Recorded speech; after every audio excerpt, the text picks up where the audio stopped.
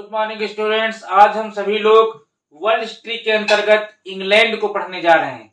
तो हम लोगों ने कल इंग्लैंड में पढ़ा था गुलाब के फूलों का युद्ध, यानी एक वहां पर लंकास्टायर वंश था और दूसरा यार्क वंश।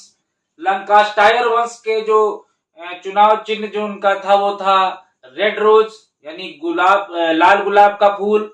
और यार्क वंश का जो चुनाव चिन्ह था वो था आपका सफेद फूल। तो लंकास्टायर वंश के जो एक शासक थे जिनका नाम था हेनरी सिक्स पर एडवर्ड चतुर्थ ने आक्रमण कर दिया तथा वहां की सत्ता को पर कब्जा कर लिया। उसके बाद एडवर्ड चतुर्थ के बाद उसकी गद्दी पर जो है उसकी इंग्लैंड की गद्दी पर एडवर्ड पंचम बैठा। और एडवर्ड पंचम का एक चाचा था रिचर्ड, उसने एडवर्ड पंचम की हत्या कर दी और खुद गद्दी पर बैठा।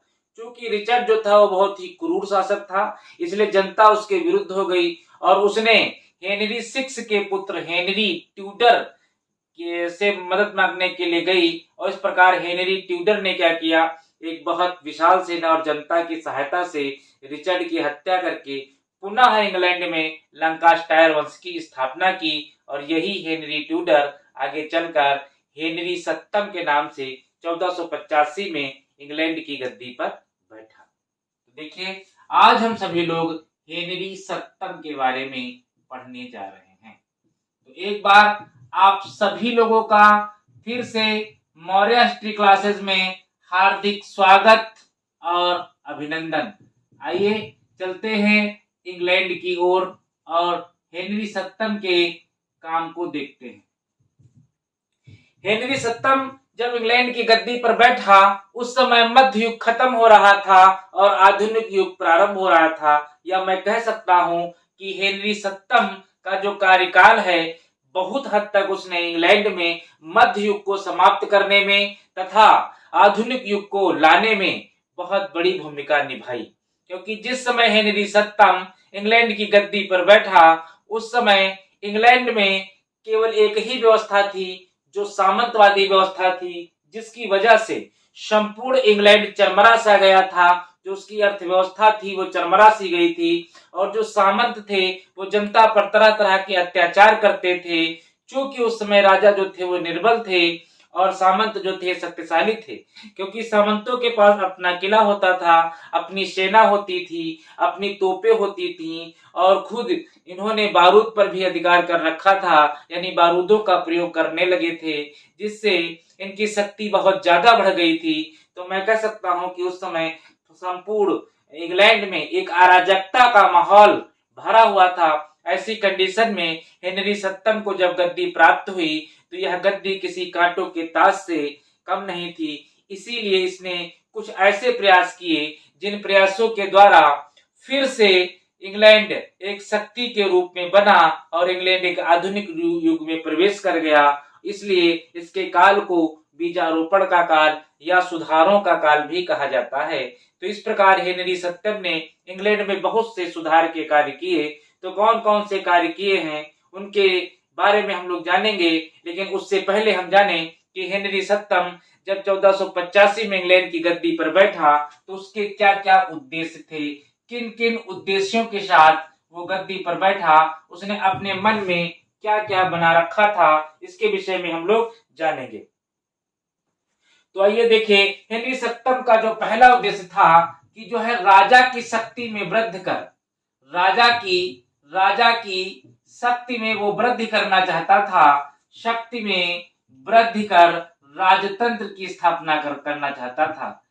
राजतंत्र की स्थापना करना चाहता था। राजतंत्र की स्थापना करना चाहता था। क्योंकि उस समय क्या था कि सामंतवादी व्यवस्था चल रही थी। अभी मैंने आपको बताया कि सामंतवादी व्यवस्था चल रही थी और जो सामंत थे वो राजा से भी ज्यादा शक्तिशाली थे। तो इस प्रकार जो हेनरी सप्तम था, सबसे पहले इसने सोचा कि क्यों ना राजा की शक्ति में वृद्धि की जाए, तभी एक अच्छे राजतंत्र की स्थापना हो सकती है और सामंतवादी व्यवस्था का अंत हो सकता है। दूसरा काम देखिए इसने क्या किया कि जो इंग्लैंड में जो अराजकता फैली हुई थी और जो अशांति फैली हुई थी, उस अराजकता और अशांति को समाप्त कर जो है हेनरी सप्तम वहां पर शांति की स्थापना करना चाहता था, सुचारू शासन की स्थापना करना चाहता था। ये उसका उद्देश्य था कि जो यहाँ इंग्लैंड में अराजकता फैली हुई है, पूरे इंग्लैंड में जो अशांति फैली हुई है सामंतवादी व्यवस्था के कारण, पोप के कारण, चर्च के कारण, वहां की जो बुराइयां हैं चर्च में, मठों में, उनके कारण जो यहाँ पर अशांति फैली हुई है, उसको जो है दूर कर पूरे इंग्लैंड में शांति व्यवस्था स्थापित करना और सुचारू शासन स्थापित करना। अगला काम क्या था? अगला वो क्या चाहता था कि जो यहाँ का प्रशासन है, जो प्रशासन है, जो कि प्रशासन शिथिल था, सामंतों, पोप, पादरियों, आर्क बिशप, जो वहाँ के पादरी थे या वहाँ के जो उच्च वर्ग के लोग थे, इनके प्रभाव के कारण लोग राजा की बात को मानते ही नहीं थे। यानी जो राजा का तंत्र था वो बिल्कुल जीरो था। तो ऐसे में इसने सोचा कि क्यों ना प्रशासन की कार्यकुशलता में वृद्धि की जाए, क्योंकि जब प्रशासन की कार्यकुशलता में वृद्धि होगी तभी लोग राजा की बातों को मानेंगे। तो हेनरी सप्तम ने प्रशासन की कार्यकुशलता में वृद्धि करने का निश्चय किया। ये इसका एक अगला उद्देश्य बना। इसके बाद इसने क्या किया? इसने शांति स्थापना करने हेतु इसने जो विदेशी युद्ध थे, यानी ये क्या चाहता था कि पूरे इंग्लैंड में शांति व्यवस्था स्थापित हो, इसके लिए इसने दो नीतियां अपनाई थी। इसने विदेशी युद्ध करना, विदेशी युद्ध को इसने नहीं किया, और दूसरे जो राज्य में जो गृह युद्ध चल रहे थे इनको इसने दबाने का प्रयास किया, गृह युद्ध दबाने का प्रयास किया। तो इसने क्या किया? शांति स्थापना करने के लिए इसने विदेशी युद्धों को नकार दिया, यानी किसी भी पड़ोसी राज्य से विदेशी युद्ध करना इसने स्वीकार नहीं किया। और राज्य के अंदर जो गृह युद्ध की स्थिति बनी हुई थी उस गृह युद्ध को भी कहीं न हद तक उसको टालने में ये सफल हुआ।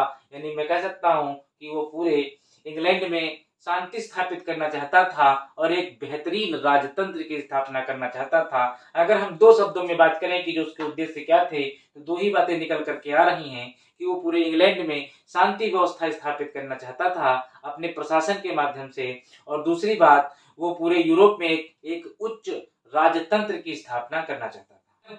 हेनरी सप्तम के कार्यों की बात करें कि हेनरी सप्तम के क्या कार्य थे, तो देखिए सबसे पहला कार्य था विद्रोहों का दमन करना। विद्रोहों का दमन करना। देखिए कोई भी राजा अगर गद्दी पर बैठता है तो कुछ उसके समर्थक होते हैं, तो कुछ लोग उसके विपक्ष में भी होते हैं।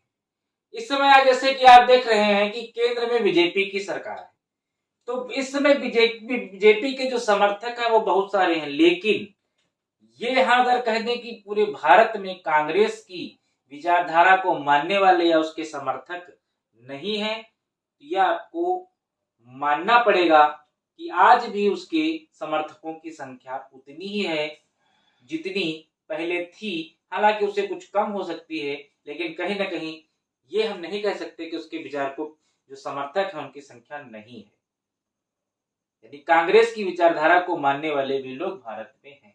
सरकार चाहे जिसकी केंद्र में आए, आगे चल करके कांग्रेस की सरकार आए ना आए, किसी तीसरी पार्टी की सरकार आ जाए, लेकिन जो व्यक्ति जिस पार्टी की विचारधारा से प्रेरित है, कहीं न कहीं वो उस विचारधारा को मानने वाले लोग जरूर हैं। तो कोई भी राजा आपने देखा है इतिहास में, जब वो गद्दी पर बैठे तो उनके समय में विद्रोह हुए।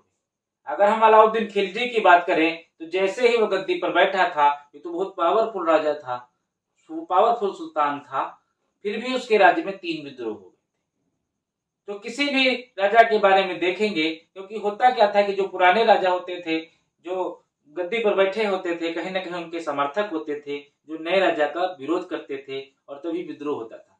चलिए, जैसे ही हेनरी सप्तम इंग्लैंड की गद्दी पर बैठा, क्या हुआ कि उसके राज्य में विद्रोह प्रारंभ हो गए और उन विद्रोहों का इसने दमन किया। तो देखें किन किन विद्रोहों का उसने दमन किया, इन विद्रोहों के बारे में हम लोग जानेंगे। देखिए जो सबसे पहला विद्रोह है वो लैम्बर्ट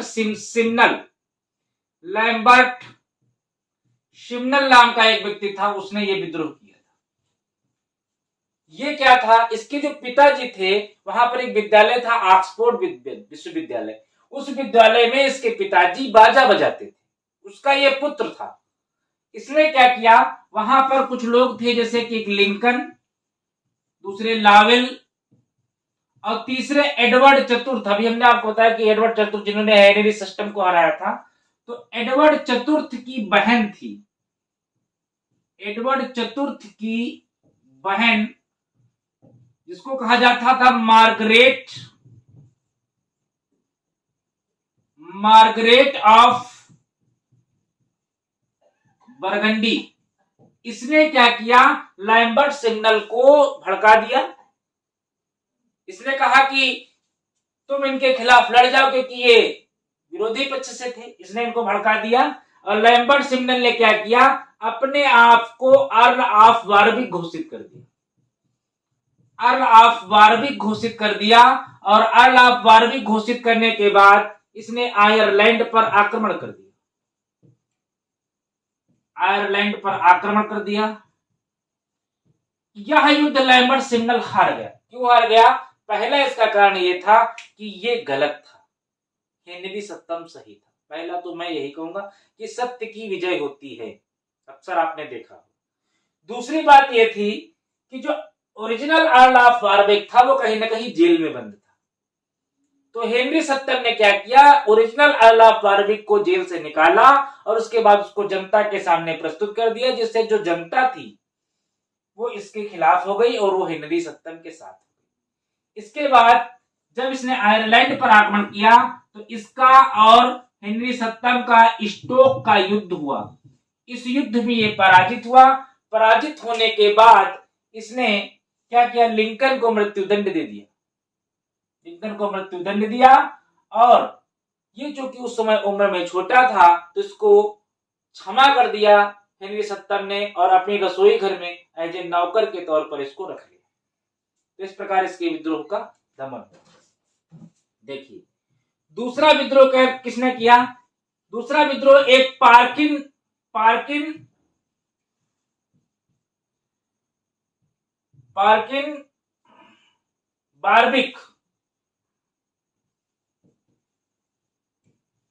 बार्बिक नाम का एक व्यक्ति था। इसने क्या कहा? इसने कहा कि मैं एडवर्ड चतुर्थ का पुत्र रिचर्ड हूं। ये बात आप समझिए, इसने अपने आप को एडवर्ड चतुर्थ का पुत्र रिचर्ड घोषित किया। इसने कहा मैं एडवर्ड चतुर्थ का पुत्र रिचर्ड हूं। चूंकि एडवर्ड चतुर्थ कभी इंग्लैंड के राजा हुए थे इसलिए इस गद्दी का असली वारिस मैं। ये बात उसने, और इसकी इस बात में भी मार्गरेट ऑफ बरकंडी और लावेल जैसे लोगों ने इसकी सहायता की, क्योंकि लोग इसके विरोधी थे। कोई बात नहीं, 1492 में इनका क्या हुआ, युद्ध हुआ। इस युद्ध में ये हार गया। 1495 में इसने पुनः युद्ध किया और पुनः युद्ध में फिर से हार गया। इसके बाद 1497 में एक युद्ध हुआ, टांटन का युद्ध, और इस टांटन के युद्ध में ये हार गया और इसको पकड़ के हेनरी सत्तम ने, जहां पर वो पुराना वाला अर्ल ऑफ वारविक बंद था वहीं पर इसको भी बंद कर दिया। 1499 में इसने भागने का प्रयास किया, जिससे हेनरी सत्तम बहुत ही क्रुद्ध हो गया और इसने पार्किन बार्बिक और अर्ल ऑफ वारविक जो वहां पर बंद था दोनों को मृत्यु दंड दे दिया। कहा जाइए अब तुम्हारा खेल यहीं से खत्म होता है, इनको बिल्कुल वहीं से खत्म कर दिया। तीसरा विद्रोह देखिए, तीसरा विद्रोह जो था वो लावेल का था। ये लावेल अभी देखिए ऊपर हमने बताया कि लावेल, लिंकन, मार्गरेट ऑफ बरखंडी, इसने क्या किया था, लैम्बर्ट सिग्नल का साथ दिया था। लावेल ने क्या कहा कि मैं रिचर्ड तृतीय का पुत्र हूं। इसने अपने आप को रिचर्ड तृतीय का पुत्र घोषित किया। रिचर्ड तृतीय कौन था? वही रिचर्ड जिसने एडवर्ड पंचम की हत्या की थी। उसने कहा मैं उसका पुत्र हूं, मैं गद्दी का असली वारिस हूं। इसमें क्या हुआ, हेनरी सत्तम ने इसका भी दमन किया। दमन करने के बाद देखिए जो चौथा विद्रोह हुआ है हेनरी सत्तम के समय में वो हुआ है कार्नवालिस का विद्रोह। ये कार्नवालिस क्या था? कॉर्निश एक जाति थी, ये बात समझिएगा। आयरलैंड में जाति थी कॉर्निश। वहां पर क्या हो गया था, कर में वृद्धि कर दी गई थी। उस कर में वृद्धि करने के विरोध में इस कोर्निश जाति के लोगों ने हेनरी सत्तम के खिलाफ विद्रोह कर दिया था, जिससे और उसके बाद विद्रोह कर दिया। चूंकि इनकी संख्या उस समय ज्यादा थी तो इन्होंने लंदन को घेर लिया। लंदन को घेर लिया। हेनरी सत्तम ने क्या किया, इनका दमन करने के लिए अपनी पूरी सेना लगा दी और उसके बाद इनका जो है दमन कर दिया गया, इनको कुचल दिया गया। इसे इंग्लैंड के इतिहास में कार्नवालिस के विद्रोह के नाम से भी जाना जाता है। तो इसको भी दबाने में हेनरी सत्तम जो था वो पूर्णतः सफल हुआ। इस प्रकार मैं कह सकता हूं कि हेनरी सत्तम के समय में जो 4 विद्रोह हुए, चारों विद्रोह को दबाने में पूर्णतः सफल हुआ। दूसरा काम हेनरी सत्तम का क्या है, ये सामंतवादी व्यवस्था का अंत करना चाहता है। क्यों अंत करना चाहता है? क्योंकि जब तक ये सामंतवादी व्यवस्था को अंत नहीं करेगा तब तक राजशक्ति में वृद्धि नहीं होगी, यानी एक राजतंत्र की स्थापना नहीं होगी।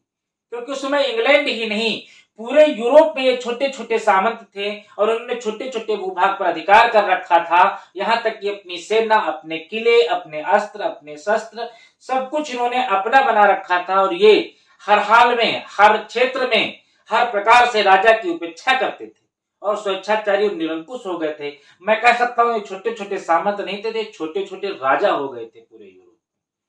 तो जब तक ये छोटे छोटे राजा होंगे, क्योंकि ये पारस्परिक आपस में लड़ते रहते थे, इससे पूरे इंग्लैंड में अशांति फैली रहती थी, अव्यवस्था फैली रहती थी। तो कहीं ना कहीं पूरे देश को एकजुट करने के लिए कहीं ना कहीं एक तंत्री सरकार की आवश्यकता थी और उस एक तंत्री सरकार को लाने के लिए हेनरी सत्तम ने सोचा कि जब तक पूरे सामंतवादी व्यवस्था का अंत न कर दिया जाएगा तब तक पूरे देश में राजतंत्र की जो है सुचारू, एक सुदृढ़ राजतंत्र की व्यवस्था नहीं हो सकती। इसके लिए इसने सब जो है अपना संपूर्ण ध्यान सामंतवादी व्यवस्था की ओर लगाया और इसने सोचा कि मैं अब सामंतवादी व्यवस्था को जड़ से खत्म कर दूंगा। इसके लिए इसने देखिए कार्य करना शुरू किया। सबसे पहले इसने क्या किया, सबसे पहले इसने क्या किया, पुलिस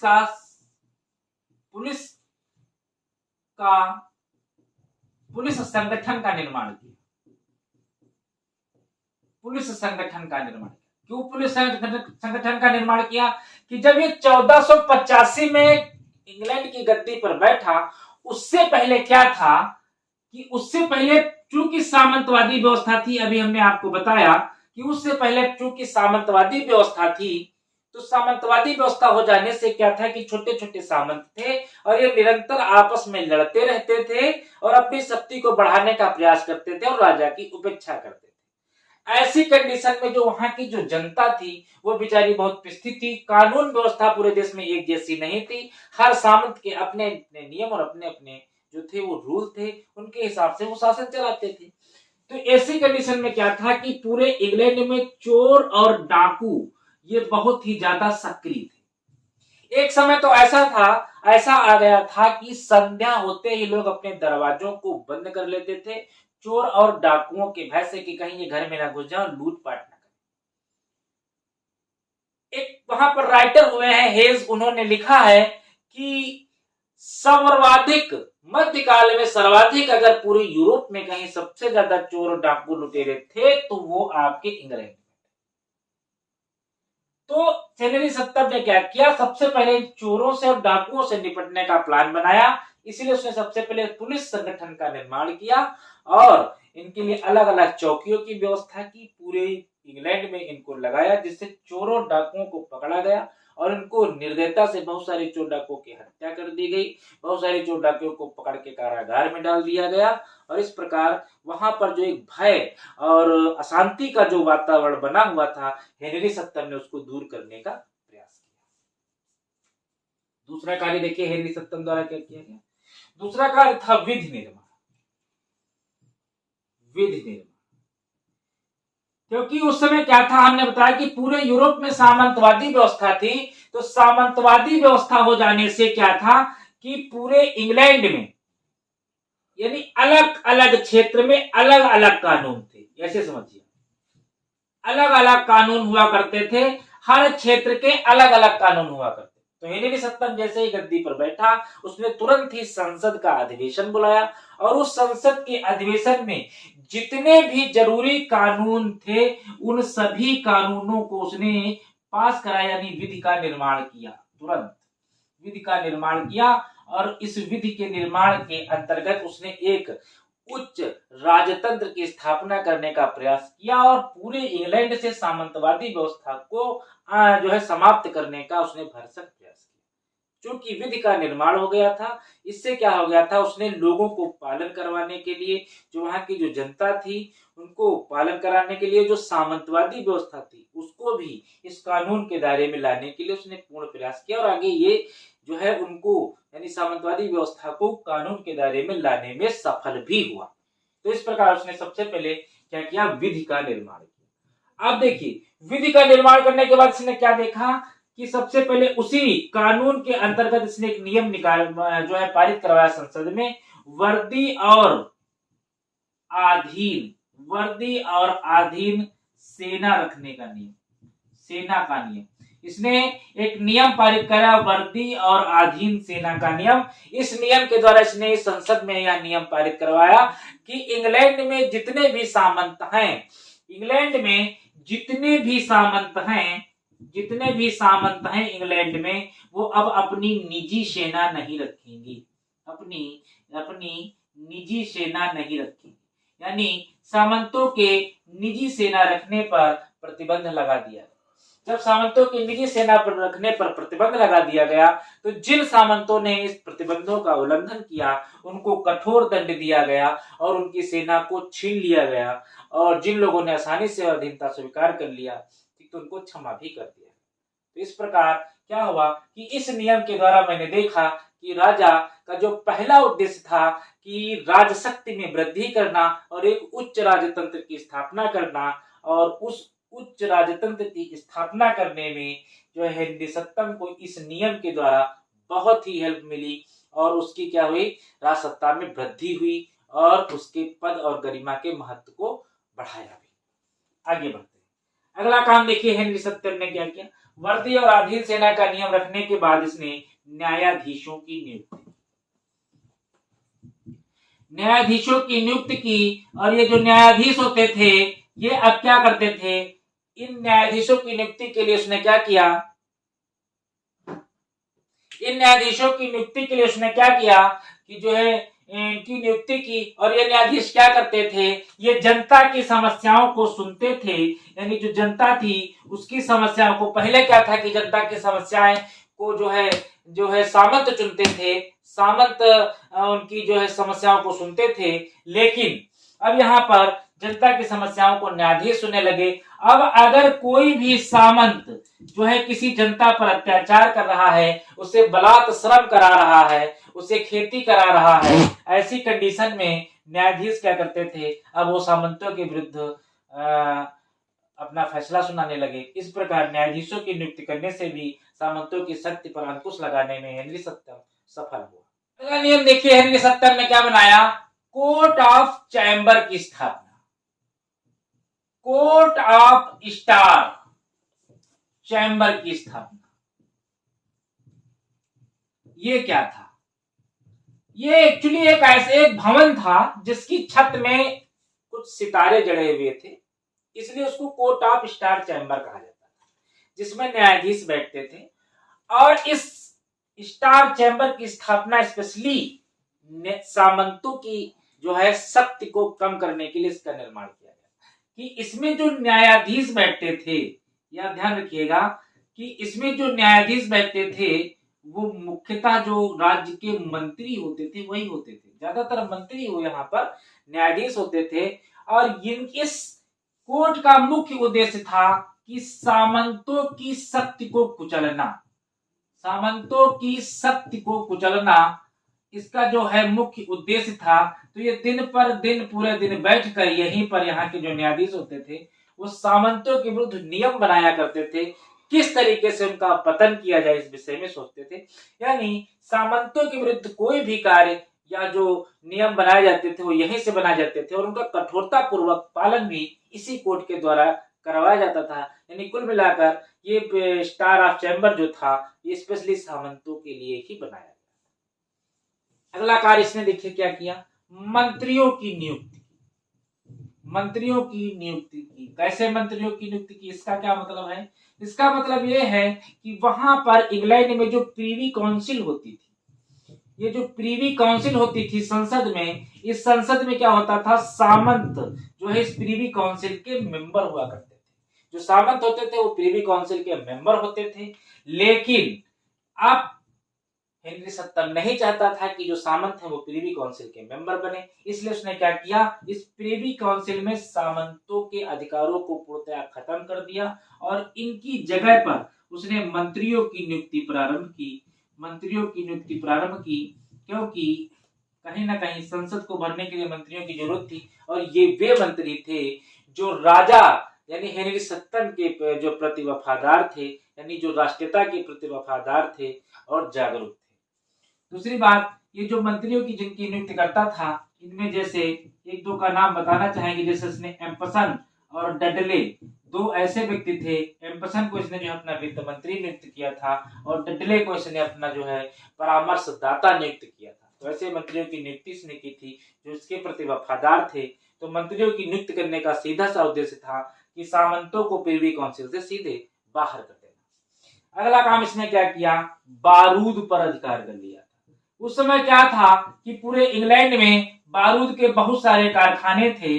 तो होता क्या था कि जब राजा के सैनिक जाते थे और उन बारूदों पर जो सामंत लोगों का अधिकार था, और ये लोग उस बारूदों से गोला तोप बनाते थे, यानी तोपों का भी प्रयोग करते थे। तो जब राजा के सैनिक जाते थे किसी सामंत से युद्ध करने के लिए, तो ये लोग क्या करते थे, पहली बात इनके बड़े बड़े किले होते थे, दूसरी बात ये तोपों का प्रयोग करते थे ऊपर किले के ऊपर से, तो राजा के सैनिक जो है भागने पर विवश हो जाते थे।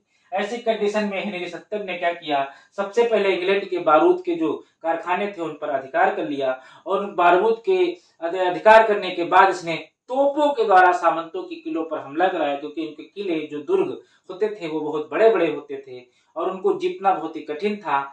इस प्रकार तोपों के प्रयोग से जो है हेनरी सत्तम ने बहुत सारे सामंती किलों को ढहाने में सफलता प्राप्त की और सामंतों का विनाश करने में इसने महत्वपूर्ण भूमिका निभाई, और इस प्रकार बारूद का अधिकार कर इसने सामंतों को पंगु बना दिया। अगला देखिए, अगला क्या हुआ कि मध्य वर्ग को पक्ष करना। जो मध्य वर्ग था वहां पर, जिस मध्य वर्ग का उदय हुआ था, वो मध्य वर्ग का उदय ही सामंतवादी व्यवस्था के खिलाफ हुआ था। ऐसे में राजा ने देखा, हेनरी सत्तम ने देखा कि एक ऐसा वर्ग है मध्य वर्ग जो सामंतवादी व्यवस्था के विरुद्ध है, यानी सामंतवादी व्यवस्था के कहीं ना कहीं अपोजिट है।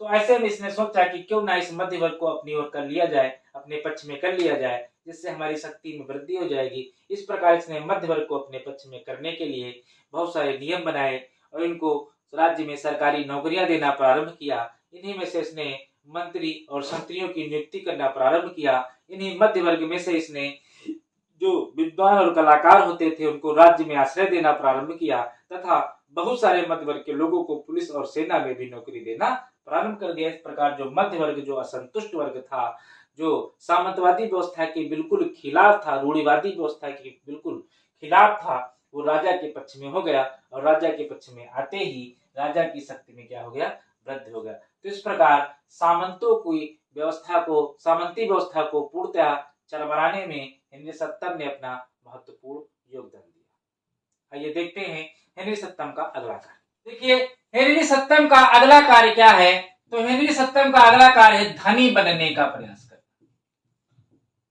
धनी बनने का प्रयास करना, क्योंकि जो हेनरी सत्तम था कहीं न कहीं ये जानता था, कहीं न कहीं इसने इस बात का अनुभव किया था कि जब तक हमारे पास धन नहीं होगा तब तक हम एक अच्छा राजतंत्र नहीं चला सकते, एक अच्छा राजा नहीं बन सकते। हालांकि हेनरी सत्तम को संसद के द्वारा बहुत सा धन प्राप्त होता था, लेकिन कहीं न कहीं उस प्राप्त हुए धन से हेनरी सत्तम बहुत ही असंतुष्ट था, क्योंकि उसका मानना था कि जब तक हमारे पास धन नहीं होगा तब तक हम मजबूत नहीं होंगे, और जब तक हम मजबूत नहीं होंगे तब तक हम सामंतों की शक्ति को पूर्णतः कुचल नहीं सकते और एक बेहतरीन या उच्च राजतंत्र की स्थापना नहीं कर सकते। इसके लिए इसने पूरा ध्यान अपना जो है धनी बनने पर लगाया। तो आइए देखें कि वो धनी बनने के लिए अब क्या क्या करना चाह रहा है या क्या क्या कर रहा है। तो देखिए सबसे पहला कार्य उसने क्या किया, करों में वृद्धि। वेरी सिंपल टॉपिक है ये कि करों में वृद्धि की। अब आप देखिए कि कोई भी राजा है, कोई भी सरकार आप देखिए जब बदलती है, पुराने जमाने में हमने बहुत सारे मध्यकाल में सुल्तानों को पढ़ा, मुगल काल में बादशाहों को पढ़ा कि जब वो करों में वृद्धि करना चाहते यानी धनी बनना चाहते थे तो करों में वृद्धि कर देते थे। यही ईस्ट इंडिया कंपनी भी करती थी। वो क्या करती थी, जब वो ज्यादा लाभ कमाना चाहती थी वो किसी क्षेत्र विशेष में करों में वृद्धि कर देती थी। जब उसने बंगाल पर अधिकार कर लिया और करों में वृद्धि कर दी तो एक ऐसा बंगाल जो प्लासी के युद्ध से 5 साल पूर्व एक धनी और संपन्न राज्य था, प्लासी के युद्ध के बाद बिल्कुल वहां जो है दुर्दशा फैल गई और वहां से जो है जनता बंगाल से भारत के दूसरे राज्यों की ओर पलायन करने लगी। तो ये ईस्ट इंडिया कंपनी द्वारा करों में वृद्धि का एक नतीजा था। कुल मिलाकर ऐसा यहाँ पर नहीं देखने को मिला, लेकिन चूंकि यह धनी बनना चाहता था इसने करों में वृद्धि की। बहुत सारी भूमि जो थी, बहुत सारी जो राज्य की भूमि थी वो हेनरी सत्तम की थी। हेनरी सत्तम ने क्या किया, उस भूमि पर कर वृद्धि कर दी, यानी उस पूरी भूमि पर कर वृद्धि इसने किया। इससे क्या हुआ कि इसको जो है बहुत धन की प्राप्ति हुई। दूसरा काम इसने क्या किया कि जो है सामंतों की संपत्ति पर अधिकार कर दिया। सामंतों की संपत्ति पर अधिकार इसने, अभी हमने आपको ऊपर बताया कि इसने एक नियम बनाया था, वर्दी और सेना के यानी अधीन नियम। इस नियम के द्वारा उसने क्या कहा कि कोई भी सामंत अब सेना नहीं रखेगा। इसके अलावा उस समय गुलाब के फूलों का युद्ध हुआ था, तो गुलाब के फूलों के युद्ध में बहुत सारे सामंतों की मृत्यु हो गई थी, तो जिससे उनके जो किले थे वो खाली हो गए थे। उनके द्वारा जो संपत्ति थी जो पड़ी हुई थी ऐसे ही वो बिल्कुल फ्री थी, उसका कोई वारिस नहीं था। ऐसी कंडीशन में क्या किया, हेनरी सत्तम ने सामंतों की संपत्ति पर अधिकार कर लिया, उनके किलों पर, उनके दुर्गों पर और उनके द्वारा बचाए गए धन पर अधिकार कर लिया। और इस प्रकार जो है बहुत सारा धन उसने कलेक्ट किया हेनरी सत्तम। अगला काल देखिए इसने क्या किया, चूंकि यह धनी बनना चाहता था तो उसने पोप की तरह क्षमा पत्र बेचना प्रारंभ कर दिया। क्षमा पत्र बेचना प्रारंभ किया। जिस तरीके से जो पोप थे वो क्षमा पत्र बेचते थे कि अगर आपने कोई अपराध किया है तो आप क्षमा पत्र ले लीजिए, आप अपराध से मुक्त हो जाएंगे, या आप भविष्य में कोई अपराध करेंगे उसके लिए भी क्षमा पत्र ले लीजिए। तो जो है इसने क्षमा पत्र बेचना शुरू किया और उससे भी बहुत सारा धन इसने कमाया। इसके साथ में इसने पदों को बेचना प्रारंभ किया। पदों को बेचा, यानी अगर किसी व्यक्ति को किसी पद पर कोई नौकरी चाहिए, यानी किसी को किसी, मान लीजिए कोई व्यक्ति लेखपाल बनना चाहता है, कोई व्यक्ति जो है कोषागार अध्यक्ष बनना चाहता है, कोई महालेखा निरीक्षक बनना चाहता है, कोई अधिकारी बनना चाहता है, कोई कर्मचारी बनना चाहता है, कोई वकील बनना चाहता है, तो राजा को धन दे और धन देने के बाद उस पद पर वो काबिज हो जाए। तो इस प्रकार बहुत सारे सरकारी पदों को इसने बेचना प्रारंभ किया, जिससे उसको बहुत ज्यादा जो था वो धन की प्राप्ति हुई। अगला काम इसने किया, आर्थिक दंड की प्रक्रिया इसने अपनाई। आर्थिक दंड प्रक्रिया इसने अपनाई। कैसे कि उस समय क्या था कि जो पहले कोई क्राइम करता था तो उसको क्या होता था, फांसी की सजा सुनाई जाती थी, क्योंकि राजतंत्र था और राजा लोग बहुत ही सख्त होते थे। तो कोई भी व्यक्ति जब कोई किसी प्रकार का कुकृत्य करता था राज्य का व्यक्ति, उसको फांसी दी जाती थी। इसने उस फांसी जैसी सजा को कम करके उसने क्या कहा कि ऐसा कोई व्यक्ति जिसने कोई कुकृत्य किया है या किसी प्रकार का जो है कार्य किया है, कुंचित कार्य किया है, उसको फांसी न दे करके उसके ऊपर आर्थिक दंड लगाया जाए। आर्थिक दंड लगाया जाए ताकि उससे जो है बहुत सारा धन वसूला जा सके। इसके लिए उसने एम्पसन और डडले जैसे व्यक्तियों को लगाया। ये लोग क्या करते थे कि जब किसी व्यक्ति पर कोई फैसला सुनाया जाता था तो उस पर आर्थिक दंड लगाया जाता था, यानी उससे आर्थिक कर वसूला जाता था और फिर उस पैसे को राजा को दिया जाता था और राजा उसको अपने पास संचित करने का प्रयास करता था। इस प्रकार आर्थिक दंड प्रक्रिया के द्वारा भी जो है हेनरी सत्तम ने बहुत सारा धन जो है प्राप्त करने का प्रयास किया और धन प्राप्त भी किया। अगला, शांति प्रिय नीति द्वारा धन बचन। शांति प्रिय नीति, शांति प्रिय नीति द्वारा धन वृद्धि, ये कैसी नीति थी? इसी ने क्या किया, जब ये गद्दी पर बैठा तो गद्दी पर बैठते इसने क्या किया, युद्ध ना करने का निश्चय किया। युद्ध न करने का निश्चय किया और राज्य में गृह युद्ध जैसी स्थिति को इसने नहीं पनपने दिया। तो जब आप किसी देश से युद्ध नहीं करेंगे तो उसमें क्या होगा कि सेना को जो धन दिया जाएगा वो आपको कम धन देना पड़ेगा, उसमें जो प्रयोग होने वाले औजार है वो आपको नहीं खरीदने पड़ेंगे। कुल मिलाकर युद्ध होने से तो क्षति होती है, तो ऐसी क्षति से आप बच जाएंगे। इस प्रकार उसने क्या किया, युद्ध न करने के शांति प्रिय नीति का इसने पालन किया और अपने पड़ोसी राज्यों से किसी प्रकार का कोई युद्ध नहीं किया। इस प्रकार मैं कह सकता हूं कि इस शांति प्रिय नीति के द्वारा भी उसने धन में अपार वृद्धि की। आगे देखिए अगला उसने क्या काम किया, करों में वृद्धि की, सामंतों की संपत्ति पर अधिकार कर लिया, क्षमा पत्र बेचा, पदों को बेचा, आर्थिक दंड प्रक्रिया अपनाया। शांति प्रिय नीति द्वारा इसने जो है वृद्धि की। इसके अलावा इसने व्यक्तिगत व्यापार किया, व्यक्तिगत व्यापार किया। देखिए खुद का अपना व्यापार किया, किन किन, ऊन का इसने अपना व्यक्तिगत व्यापार किया, शराब का इसने व्यक्तिगत व्यापार किया और टीन का। इसने खुद ऊन, शराब और टीन जैसी चीजों का व्यक्तिगत व्यापार किया और व्यक्तिगत व्यापार करने से भी इसे बहुत सारे धन की प्राप्ति हुई। अगला देखिए एक नियम था इसने पारित किया, बलात् उपहार। बलात् उपहार, बलात् उपहार ये कैसा नियम था, इस नियम के द्वारा इसने यह डिसाइड किया कि कोई भी व्यक्ति अगर वो राजा से मिलने आ रहा है तो उसको उपहार लाना होगा, यानी वो खाली हाथ राजा से मिलने नहीं आएगा। तो इस प्रकार इसने उपहार की नीति प्रारंभ की, तो इसके द्वारा भी उसने बहुत सारे धन को प्राप्त किया। दूसरी बात उसने क्या किया कि जो राज्य के अमीर वर्ग होते थे, अमीर वर्ग से इसने कहा कि आप राजा की सहायता करें। इसने अपने मंत्रियों के द्वारा जो है इस कार्य को संपन्न कराया। उस अमीर वर्ग से इसने कहा कि आप राजा की सहायता करें। कुछ आपके पास बहुत सारा धन है और राजा जो है इस समय असहाय स्थिति में है, तो प्लीज चूंकि आपके पास बहुत धन है इसलिए आप थोड़ा थोड़ा धन राजा की सहायता करें। इसलिए इसने अमीर वर्ग से भी थोड़ा थोड़ा धन लेकर के बहुत सारे धन को संचित करने का प्रयास किया। इसके अलावा जो गरीब वर्ग था, तो इस गरीब वर्ग से इसके मंत्रियों ने कहा कि चूंकि आप गरीब हैं लेकिन फिर भी आपने थोड़ा बहुत धन जरूर अपने पास बचा रखा है, छुपा रखा है, तो आप और सादा जीवन जीने का प्रयास करें। चूंकि आप इस राज्य में रहते हैं तो थोड़ा सा उसमें से धन दे करके राजा की मदद करें, ताकि जो है राजा एक सुदृढ़ जो है सुदृढ़ किलेबंदी कर सके, राज्य की सुरक्षा कर सके, जिसमें आप आराम से जीवन जी सकें। इसलिए आपको चाहिए कि आप थोड़ा भले और आपको सादा जीवन जीना पड़े लेकिन आपको राजा की मदद करनी ही होगी। तो इस प्रकार इसने गरीब वर्ग से भी बहुत सारा धन इसने जो है लेने का प्रयास किया। और अगला काम इसने क्या किया, इसने जब इसके पुत्र और पुत्री की शादी हुई, पुत्र व पुत्री की जब विवाह हुआ, इसके समय विवाह के समय, तब इसने जनता से बहुत सा धन मांगा।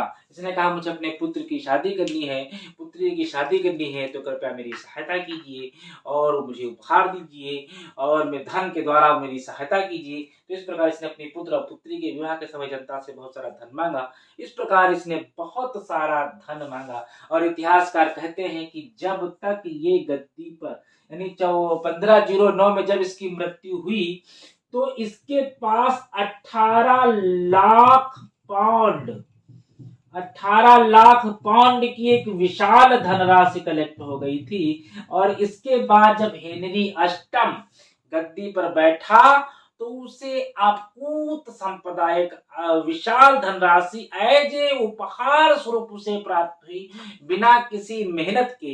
इसीलिए हेनरी अष्टम ने अपने जीवन के जो प्रारंभिक 20 वर्ष थे उसको विलासिता पूर्वक जीवन जीने में व्यतीत किया और अपने मंत्री कार्डिनल वुल्जे को अपना मंत्री बनाकर उसने जो है ऐश और आराम की जिंदगी जी।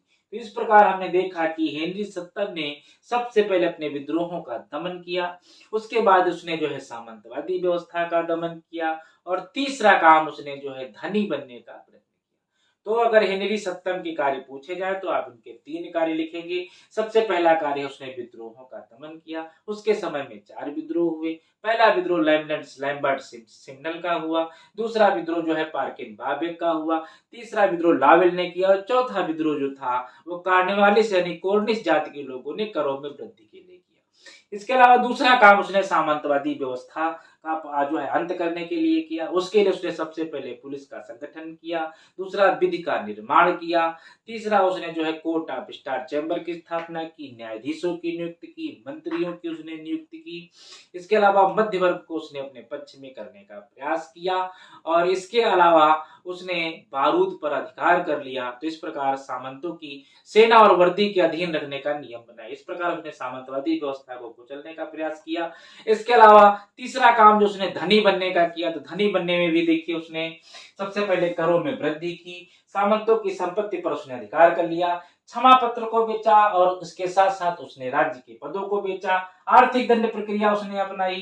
शांति प्रेरित द्वारा उसने दंड में वृद्धि की। व्यक्तिगत व्यापार किया और बलात् उपहार लेने का जनता से प्रयास किया। इस प्रकार उसने अपने पूरे जीवन में 3 कार्य किए और इसी के साथ 1509 में उसकी मृत्यु हो गई। और मैं कह सकता हूं कि उसने इतने काम किए, इससे क्या हुआ कि एक मजबूत राजतंत्र का उदय हुआ। इसलिए हेनरी सत्तम के शासनकाल को बीजारोपण व सुधारों का काल कहा जाता है, क्योंकि उसके समय में बहुत ही अच्छा सुधार हुआ और वास्तव में पूरा जो इंग्लैंड था वो एक तंत्र में यानी एक राजतंत्र के रूप में उभरा और एक तंत्र के रूप में भी सामने उभर कर आया और एक राजा की शक्ति में वृद्धि हुई और इस प्रकार एक नवीन राजतंत्र का उदय हुआ। इस प्रकार मैं कह सकता हूं कि हेनरी सत्तम के शासनकाल से जो है मध्य युग का पूर्णतः पतन हो गया और आधुनिक युग प्रारंभ हो गया। यानी जो इंग्लैंड था वो हेनरी सत्तम के प्रयासों से आधुनिक काल में प्रवेश कर गया। इसीलिए इसके काल को नवीन राजतंत्र का काल भी कहा जाता